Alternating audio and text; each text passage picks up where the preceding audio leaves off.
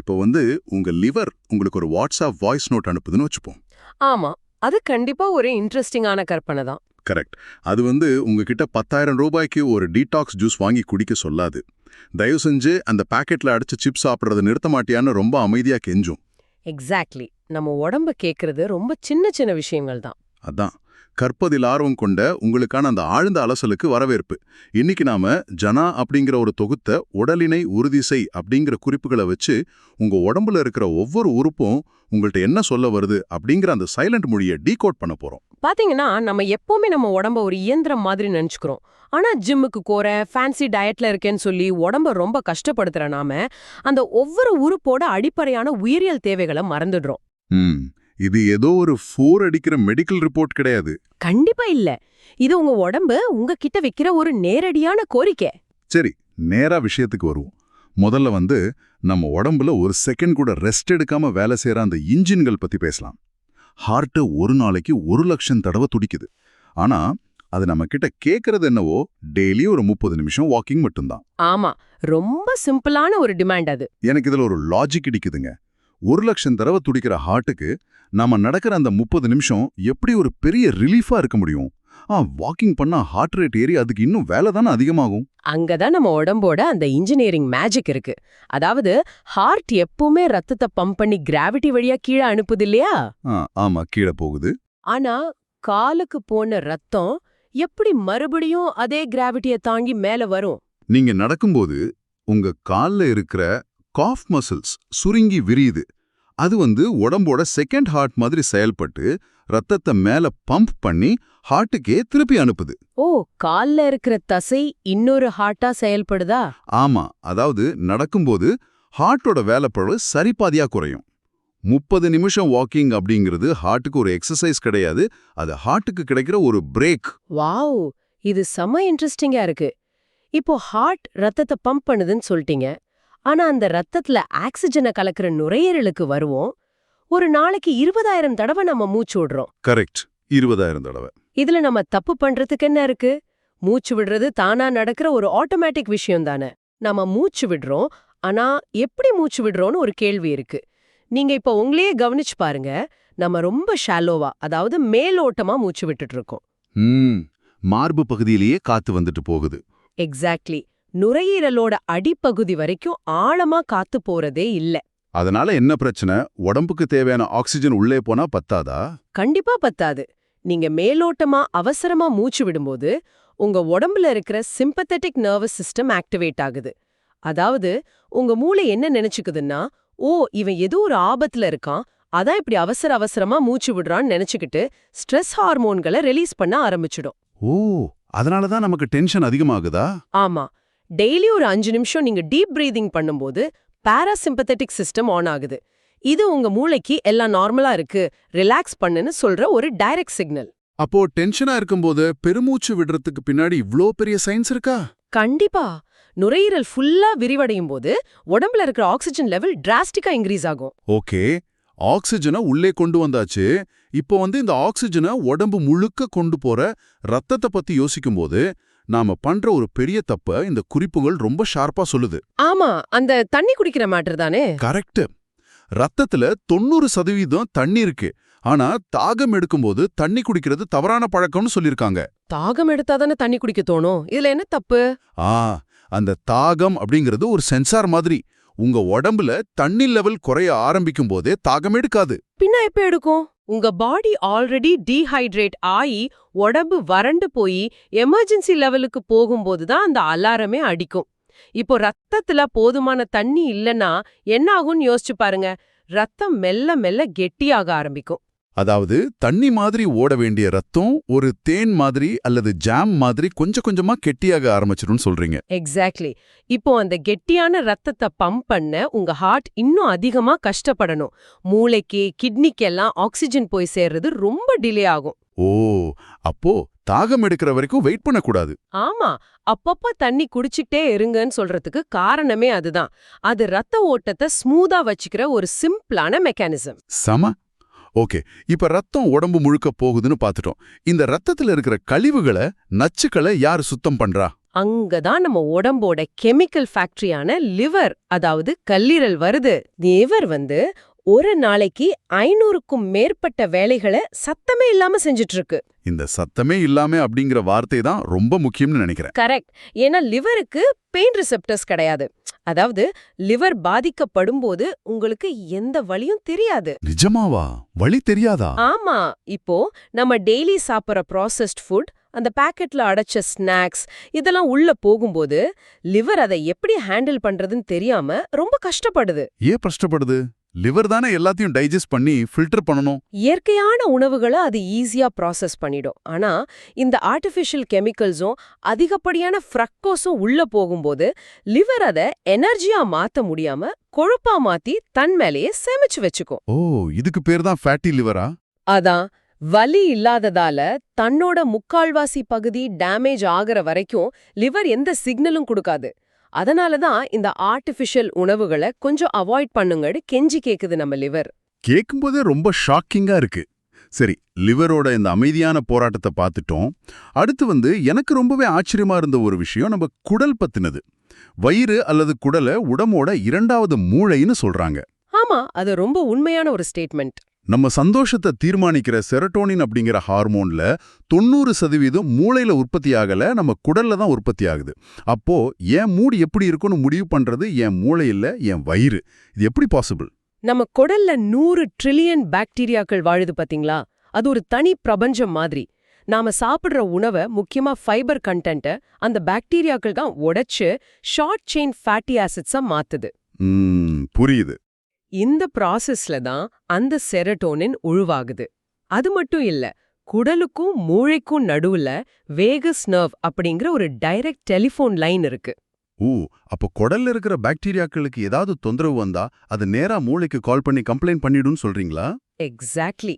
உங்க குடல்ல நல்ல பாக்டீரியாக்கள் குறைஞ்சிட்டு கெட்ட பாக்டீரியாக்கள் அதிகமானா நேரா உங்க மூளைக்கு அந்த வேகஸ் நர்வ் வழியா சிக்னல் போய் உங்களை டல்லா ஃபீல் பண்ண வைக்கும். அதனாலதான் தயிர், மோர் மாதிரி ப்ரோபயோட்டிக் உணவுகளை எடுத்துக்க சொல்றாங்களாம். ஆமா, அந்த நல்ல பாக்டீரியாக்களுக்கு சாப்பாடு கிடைக்கும். அதுங்க சந்தோஷமா இருந்தா மூளை சந்தோஷமா இருக்கும், நீங்களும் சந்தோஷமா இருப்பீங்க. வயிறு ஃபுல்லா இருந்தா மனசு நிறைஞ்ச மாதிரி இருக்குன்னு சொல்றதுக்கு பின்னாடி இவ்ளோ பெரிய சயின்ஸ் இருக்கு. சரி, அப்படியே கொஞ்சம் மேல இந்த உணவை உள்ள அனுப்புற வாயை பத்தி பேசலாம். பற்களுக்கு வெறும் பிரஷிங் பத்தாது, ஃப்ளாசிங் பண்ணணும்னு சொல்லியிருக்காங்க. ஃப்ளாசிங் ரொம்ப ரொம்ப முக்கியம். அது மட்டும் இல்ல, வாய் ஆரோக்கியம் சரியில்லைன்னா அது ஹார்ட் அட்டாக் வரைக்கும் கொண்டு போகும்னு படிக்கும்போது எப்படி ஒரு பல்லுக்கும் ஹார்ட்டுக்கும் கனெக்ஷன் இருக்குன்னு எனக்கு சுத்தமா புரியல. நிறைய பேருக்கு இந்த டவுட் இருக்கு. உங்க பற்களுக்கு நடுவுல மாட்டிட்டு இருக்கிற உணவுல பாக்டீரியாக்கள் வளரும்.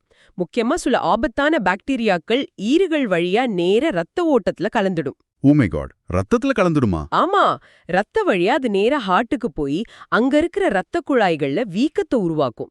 இது அப்படியே பிளாக் ஆகி ஹார்ட் அட்டாக்ல கொண்டு போய் விடும். ஃப்ளாசிங் பண்ணி அந்த பாக்டீரியாவை எடுக்கிறது உண்மையிலேயே உங்க ஹார்ட்டை காப்பாத்துற ஒரு விஷயம்தான். இங்கிறது மைண்ட் ப்ளோயிங் ஃபேக்ட். அதே மாதிரி தான் கைகளை கழுவுறதும். 20 செகண்ட் சோப் போட்டு கை கழுவுறது கோவிட்க்கு மட்டும் இல்ல, எல்லா விதமான வைரஸ் பாக்டீரியாக்களையும் அழிச்சிடும்னு சொல்றாங்க. ஆமா, சோப்பு எப்படி வைரஸை கொல்றதுன்னு ஒரு இன்ட்ரெஸ்டிங் மெக்கானிசம் இருக்கு. அது எப்படி வேலை செய்யுது? வைரஸ்களை சுத்தி ஒரு சின்ன கொழுப்பு படலம் இருக்கும்.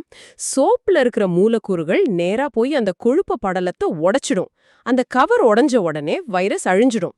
அதனாலதான் சும்மா தண்ணியில கழுவுறதை விட சோப்பு அவ்வளோ பவர்ஃபுல். சூப்பர். இப்போ வெளியில இருந்து வர்ற ஆபத்துகளை பத்தி பேசும்போது தோலை பத்தி கண்டிப்பா பேசணும். சன்ஸ்கிரீன் அப்படிங்கிறது பீச்சுக்கு போகும்போது மட்டும் போடக்கூடிய ஒரு காஸ்மெட்டிக் விஷயம்னு நாம நினைச்சிட்டு இருக்கோம். அது ரொம்ப பெரிய தப்பு. ஆனா மேகமூட்டமா இருக்கிற நாட்கள்ல கூட 80% யூவி ரேஸ் நம்ம தோலை தாக்குன்னு சொல்றாங்க. இது எப்படி வயசாவதை தடுக்கும்? பாத்தீங்கன்னா, சூரிய ஒளியிலிருந்து வர்ற UVA கதிர்கள் மேகத்தையும் தாண்டி கண்ணாடி ஜன்னலையும் தாண்டி உள்ள வரும். அந்த கதிர்கள் ஒரு சின்ன கத்திரிக்கோள் மாதிரி செயல்படும். கத்திரிக்கோள் மாதிரியா? எதை கட் பண்ணும்?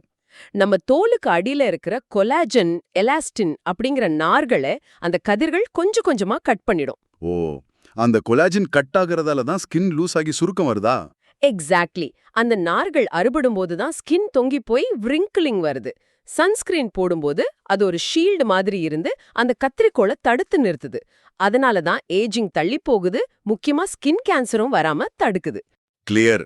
இதுவரைக்கும் உள்ளுறுப்புகள், வெளிப்புற அரண்கள் பத்தி ரொம்ப டீட்டெயிலா பார்த்துட்டோம். இப்போ இந்த ஒட்டுமொத்த உடம்பையும் தாங்கி நிக்கிற பில்லஸ், அதாவது நம்ம எலும்புகள் மற்றும் தசைகள் பத்தி பேசலாம். கண்டிப்பா. போன்ஸ் அப்படிங்கிறது சும்மா உயிரில்லாத கல் கிடையாது, அது லிவிங் டிஷ்யூன்னு குறிப்புகள் சொல்லுது. ஆனா நாம எலும்ப ஒரு இரும்பு கம்பி மாதிரி தானே நினைச்சிட்டு இருக்கோம். இதுல நாம புரிஞ்சிக்க வேண்டிய முக்கியமான கான்செப்ட் ஒன்னு இருக்கு. எலும்புக்குள்ள 2 வகையான செல்கள் இருக்கு. ஒன்னு எலும்ப உருவாக்கும், இன்னொன்னு பழைய எலும்ப உடைக்கும். ஓகே. நீங்க எப்பெல்லாம் நடக்கிறீங்களோ, படிகள் ஏறுறீங்களோ, அப்போ உங்க எலும்புகள் மேல ஒரு சின்ன பிரஷர் விழுது. அந்த பிரஷர் எப்படி எலும்ப ஸ்ட்ராங்காக்கும்? அந்த பிரஷர் விழும்போது அங்க ஒரு சின்ன எலக்ட்ரிக் சிக்னல் உருவாகும். இது ஃபியூசோ எலக்ட்ரிக் எஃபெக்ட்னு சொல்லுவாங்க.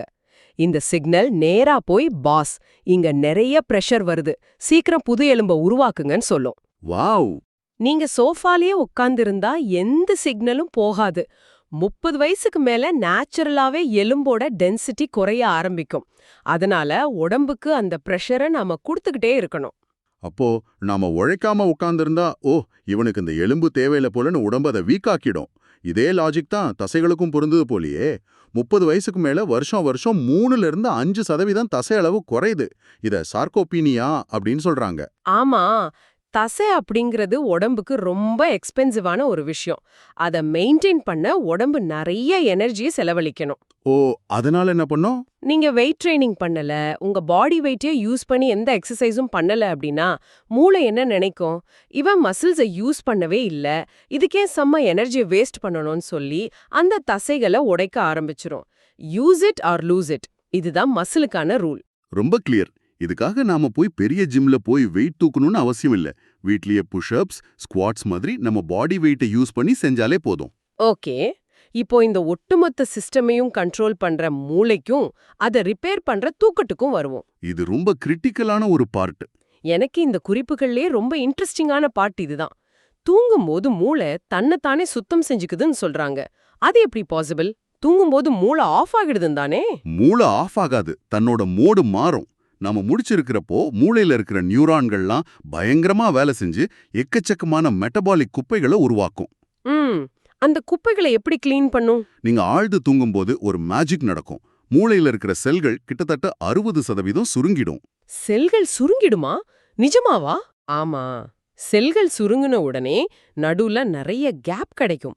அந்த கேப் வழியா செரிப்ரோஸ்பைனல் ஃப்ளூயிட் அப்படிங்கிற ஒரு திரவம் வேகமா பாஞ்சு மூளையில இருக்கிற அந்த நச்சுக்களை எல்லாம் ஒரு டிஷ் வாஷர் மாதிரி சுத்தமா கழுவி வெளியே கொண்டு வந்துரும்.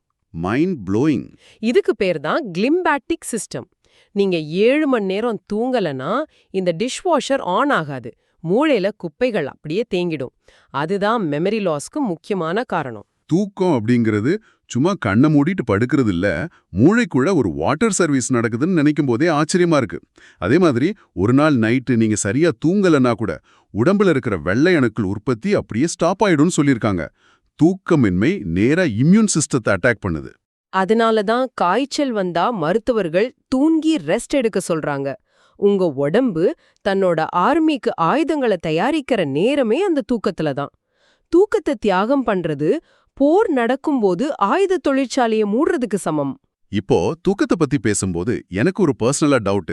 நான் மண்டே டு ஃப்ரைடே ரொம்ப பிஸியா வேலை செஞ்சுட்டு சரியா தூங்குறதே இல்ல. ஆனா வீக்கெண்ட் வந்துட்டா சனிக்கிழமை ஞாயிற்றுக்கிழமை நல்லா மதியம் 12 மணி வரைக்கும் தூங்கி அந்த தூக்க கடனை அடைச்சிடுவேன். இது ஓகே தானே? இது ரொம்ப தப்பான அப்ரோச். உடம்போட கடிகாரத்தை சர்க்காடியன் ரிதம்னு சொல்றோம். தினமும் ஒரே நேரத்துல தூங்கி எந்திரிக்கிறது தான் அந்த கடிகாரத்துக்கு பிடிக்கும். நீங்க வீக்கெண்ட்ல மட்டும் லேட்டா தூங்கி லேட்டா எந்திரிக்கிறத சோஷியல் ஜெட்லாக்னு சொல்லுவாங்க. ஜெட்லாக்னா வெளிநாட்டுக்கு டிராவல் பண்ணாதான் வரும்னு நினைச்சேன். வீக்கெண்ட்ல தூங்குறதுக்கும் ஜெட்லாக்குக்கும் என்ன சம்பந்தம்? எப்போ ஹார்மோன்களை ரிலீஸ் பண்றதுன்னு அதுக்கு தெரியாது. ஓ, ஹார்மோன் பேலன்ஸ் அடி வாங்கிடுமா? ஆமா, இன்சுலின் உட்பட எல்லா ஹார்மோன் பேலன்ஸும் மொத்தமா கொலாப்ஸ் ஆயிடும். தூக்கம் பேங்க் அக்கவுண்ட் கிடையாது, இன்னைக்கு கடனை வாங்கி நாளைக்கு அடைக்கிறதுக்கு.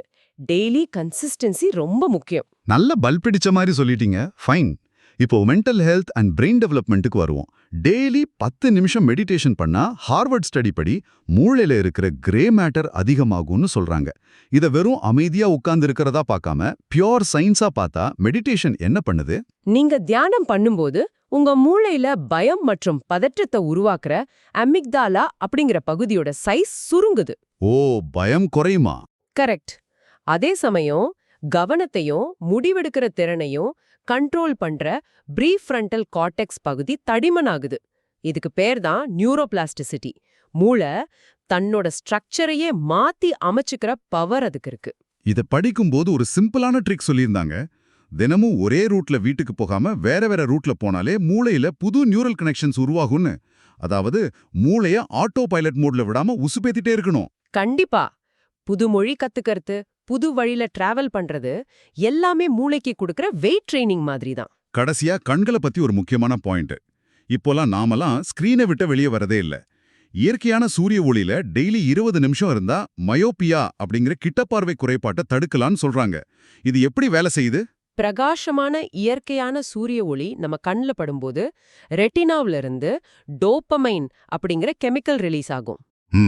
அந்த டோபமைன் என்ன பண்ணும்? இந்த டோபமைன் தான் கண்ணோட வெளிக்கோளம் அசாதாரணமா நீண்டு போறது தடுக்குது. அது நீண்டு போலாதான் கிட்டப்பார்வை பிரச்சனை வரும். அதனால தான் குழந்தைங்க வெளியில விளையாடுறது கண்களுக்கு அவ்ளோ முக்கியம். வாவ்! 20 நிமிஷம் சூரிய ஒளி கண்ணுல பட்டா டோபமைன் ரிலீஸ் ஆகி கண்ணோட ஷேப்பையே மெயின்டைன் பண்ணுது. இந்த ஒட்டுமொத்த குறிப்புகளை அனலைஸ் பண்ணி பார்க்கும்போது எனக்கு ஒரு விஷயம் ரொம்ப தெளிவா புரியுதுங்க. என்னது? நம்ம உடம்பு நம்ம கிட்ட கோடிக்கணக்கான ரூபாயை கேட்கல.